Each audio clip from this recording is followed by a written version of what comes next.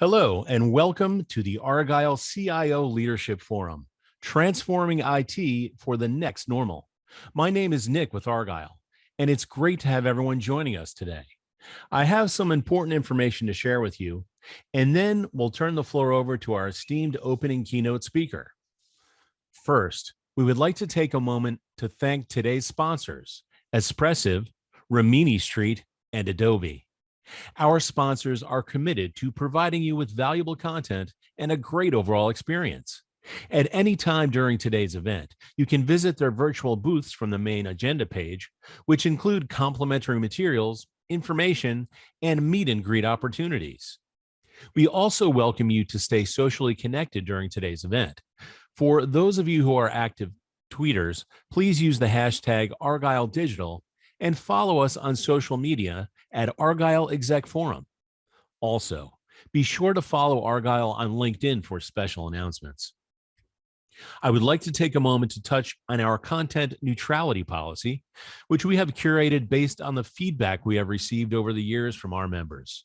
We have worked closely with our speaking faculty to ensure that you receive a set of balanced and neutral viewpoints during the session today, and we appreciate our members' support of this policy. Finally, and most importantly, we want to hear from you.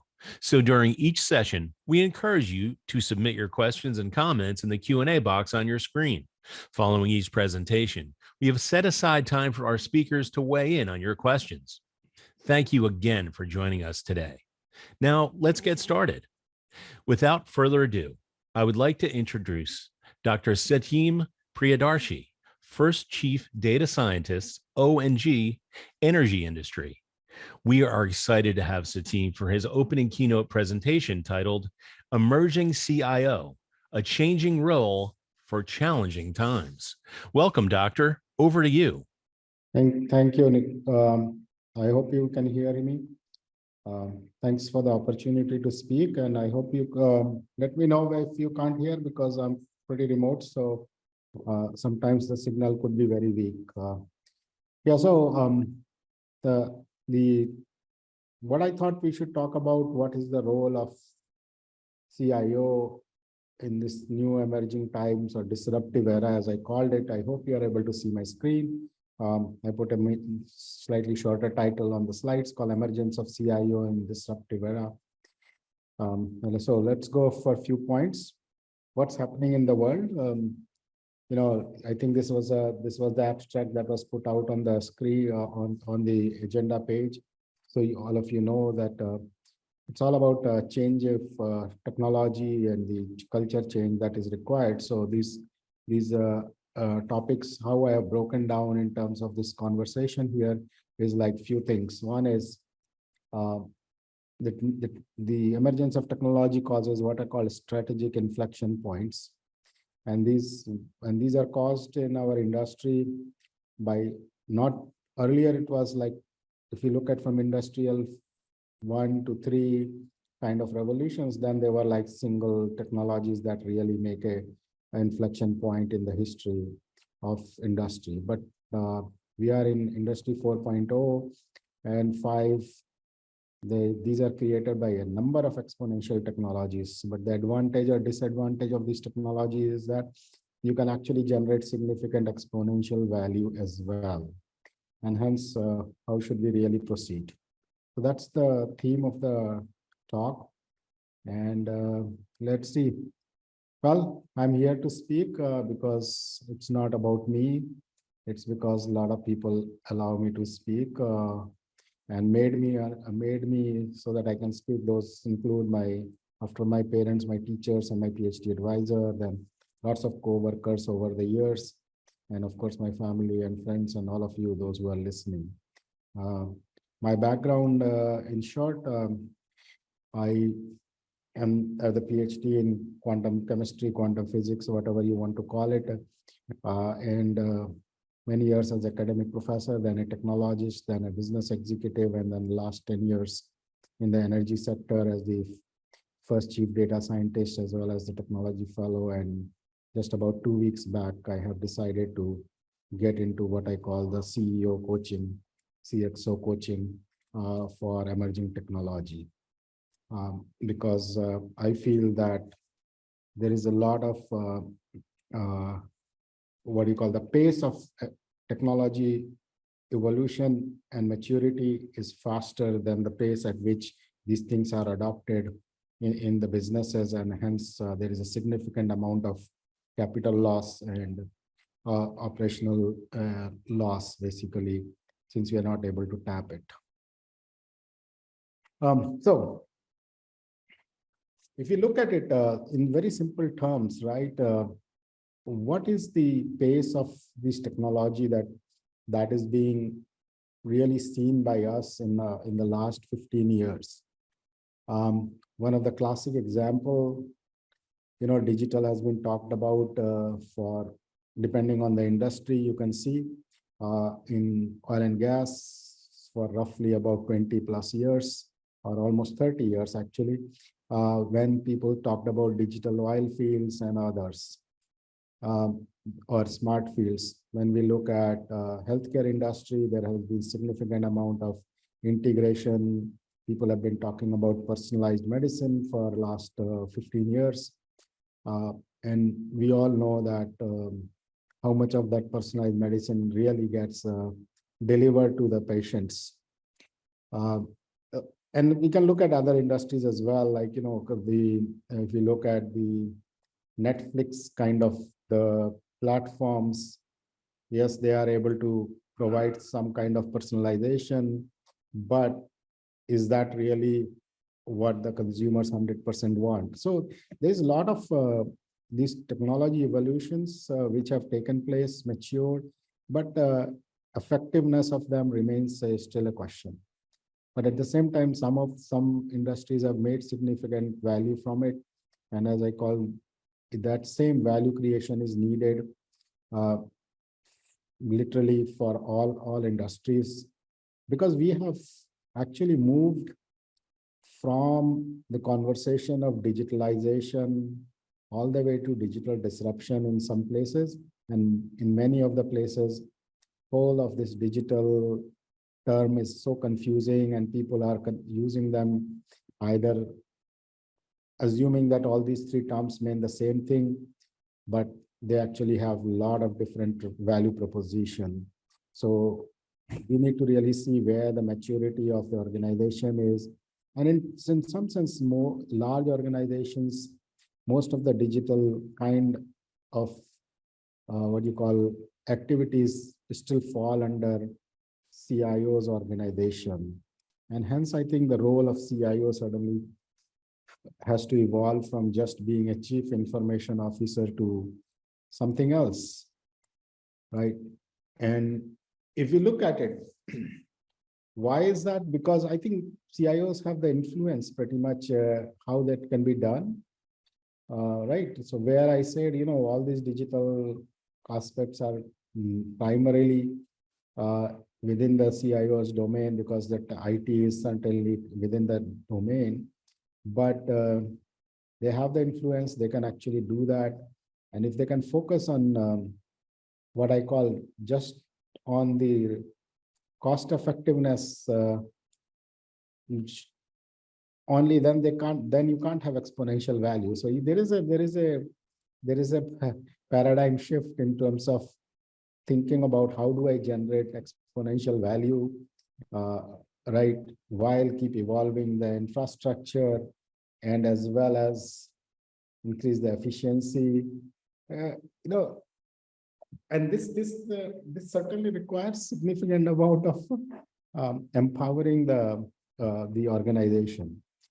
Typically, traditional, and I've been in many companies around the world, CIOs have been typically really trying to provide the basics of technology so that the organization can run smoothly at the lowest cost possible. And in the process, many times, even ignoring the full capacity of the technology that has been acquired. Without naming names of any companies, some of these large organizations, did allow to use, for example, Apple devices, which are wonderful communication tool called FaceTime, and they were blocked for many years, basically so that one could not use the technology that even existed on them under various aspects of control and governance and whatnot. So, these technology keep evolving. If we are deploying it slower and slower, then we are not generating the value. Another example I can give you of another technology company, which is 100% technology, digital e-commerce, etc. They would actually restrict their Wi-Fi network for employees. So it doesn't really make sense in today's world. We need to figure out mechanism to deploy these things in a much better and faster way, so that they within the right governance framework. So this is why there are so many opportunities, because pretty much any digital platform you can build or acquire can significantly increase the efficiency of our systems. And most of the digital work really comes down in some sense to really understand what the data is, whether it is the use of a technology like the FaceTime or the wireless network, those simple examples, to all the way to complex e-commerce transactions, to for example consumer data, etc. It is the question: the data exists, how can we make it like available to all through data democratization, and get out of this discussion that takes place among the within the organization about the ownership of the data, lack of provenance of the data, and this even in 2023, how many organizations can talk about who owns the data, kind of, as I have been saying that data is owned by the company, but we have created so many silos. Of course, now last 2-3 years you have seen this whole migration to data lakes and whatnot, but again, it's still very restrictive in many sense, not taking advantage of big data technologies for the proper governance of the data, or monitoring of the data, rather, but putting physical boundaries in terms of who can do what with the data. And as CIO, one really needs to look at the explosion of this data in many other ways. Like, for example, if we are deploying platforms, they're going to generate its own sets of operational data, basically, besides the business data. Right, the connectivities that now we are providing since the COVID, like pretty much everyone connected through different mechanism. That is who's actually looking at that data as to what kind of usage is there, right? And then metaverse is coming. I'm here in UK right now, and this whole discussion, how much money is being put into quantum technologies around the world. Now, if we are talking about quantum, this already generates a significant amount of data that can be now really out of bounds if we keep thinking in the old-fashioned way. And of course, cybersecurity is its own challenge in many ways. Now, as I was saying, the quantum world is going to generate the amount of data that is, I think, not even thought out as to how we are going to manage the cybersecurity forums, methodologies that are being discussed will generate so much data. Now, if we look at role of a CIO, one really need to increase this innovation on all these data sets, and that means we really need to learn how to maximize the value of the current investments that we have done, so that we can really, once we have generated the value from it, we can really reinvest it in terms of building infrastructure for the next generation. And then, this is what I call Inform 4.0. Let's make it really meaningful, so that when you go for asking for more investment from the board or from the CEO, then we can really get that kind of investment needed for tapping or taming the new generation technologies. And then, of course, create a a significant maturity in the digital organization, right? Or both in terms of people and others, because this maturity becomes critical. You know, I I remember 2 years ago talking around the world, meeting people, and they were saying, "Oh, AI, yes, it can do something. It could be helpful, etc., etc." And now, after Chat GPT came out, like literally, almost every executive is like jumping out of their chairs and saying, "What does? How can AI do such a thing? Or why are we not doing something?" But 2 years ago, the same people were like not even interested. Okay, AI maybe they are. Who cares, right? So so as CIO, we just become an innovation officer role, and that will help us to tame the next generation technologies. So in some sense, if I do that and simplify my talk in very simple terms, is like now CEOs want doers, and doers means the ones who can actually improve the digital maturity, find opportunities to grow, and then tame all the emerging technologies, and still keep building resilient systems. And that requires basically technology readiness. Um, some organizations, and somebody can tell me if I'm wrong, but most companies are very good at training their people for domain expertise. Say, for example, in oil and gas, I will say people will be very ready to send their people for drilling training, for example, or marketing training in many organizations, right? But same organizations do penny pinching on terms of sending out people for big data technology training or platform technology training. Most of the people in IT, I'm sure, will agree with me that most of the people who have actually learned all these technologies are there on their own. And hence, you can't really scale that up. The people who can really learn this by themselves and grow. So I think there is some gap in terms of how we bring the talent in the emerging technology space. And that's where technology readiness is very important, and I think CIOs can drive that. And then of course, as I said, provide education not just on what you call to the existing employees, but even when you hire a new set of people, mature them faster. And this requires a highly integrated set of skills that are needed nowadays. Not everybody can do platform and can do programming and API and big data, etc., etc. So I think there is more. And of course, I think one of the gaps is that even leaders need education, even board members need education, right? And I think CIOs have the right role to do that. So successful pathways is like focus on the value, deploy the right platforms, enable insights, right? And never lose of cybersecurity, because and how can it be done? If you assume in a very simple way, keep data as an asset, and really make sure data democratization takes place. This is not always, I'm not talking here about operational data, pretty much any data. And then have the methodology, or what I call the first for AI, ML, data science, that will lead to really value from the data, and eventually you will have smart data.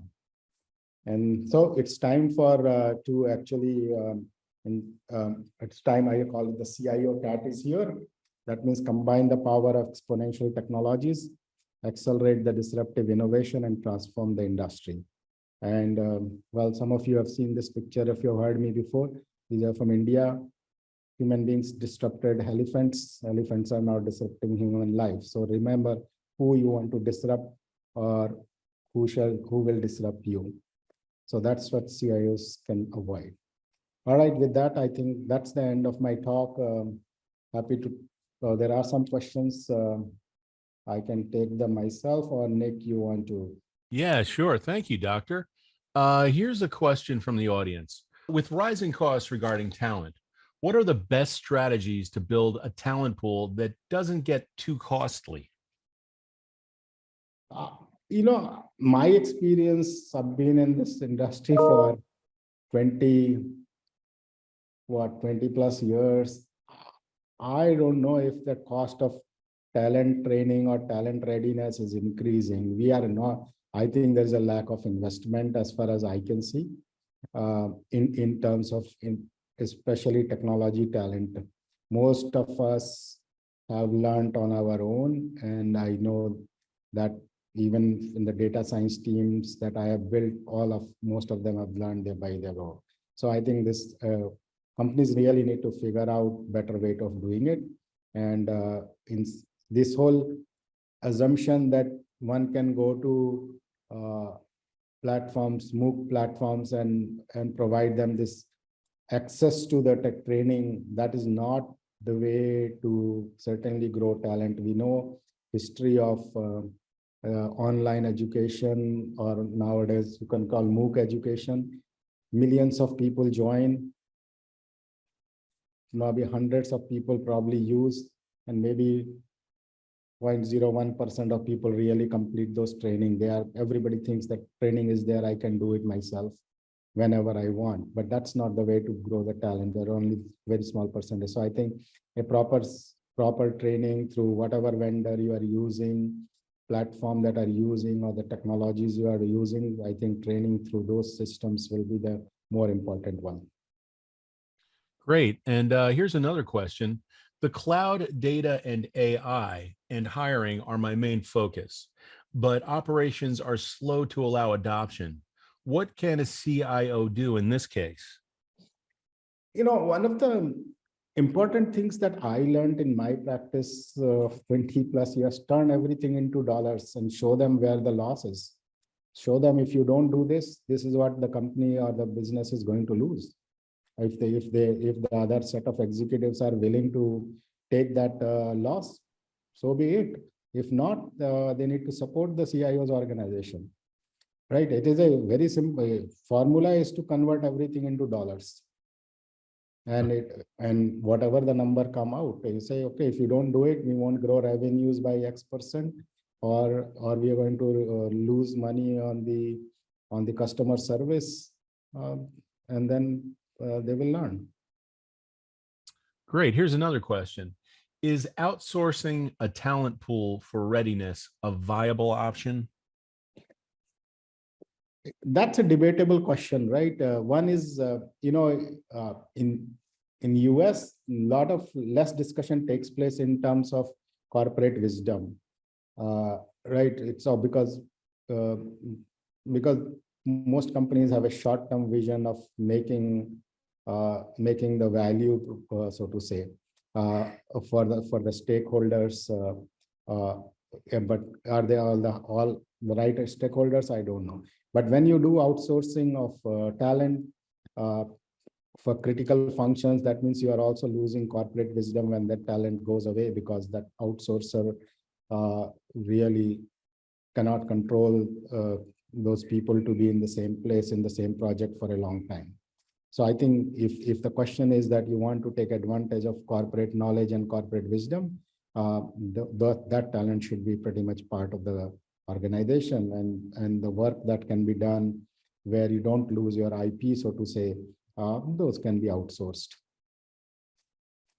Okay, great. And what is the #1 challenge facing CIOs today in terms of keeping up with the latest technology trends? I think that goes back to my question, like how much time do we spend on finding out what's happening, right? Where it is for CIOs are in that leadership bracket that most CIOs don't get enough time to know what's going on, the pace at which things are evolving. So I think this whole leadership education, if you want to call it, or leadership mentoring or leadership coaching is very important. And I think that should be like how I would say in public companies, they have board meetings at a regular basis. I think there should be technology board kind of a coaching for the top leadership. Great. Well, thank you again, Doctor, for an excellent keynote. And I want to thank everyone else for joining us today. This session, along with all of today's content, will be available on demand following the event. Thank you again, Doctor. Thank you. Thanks. Bye-bye now.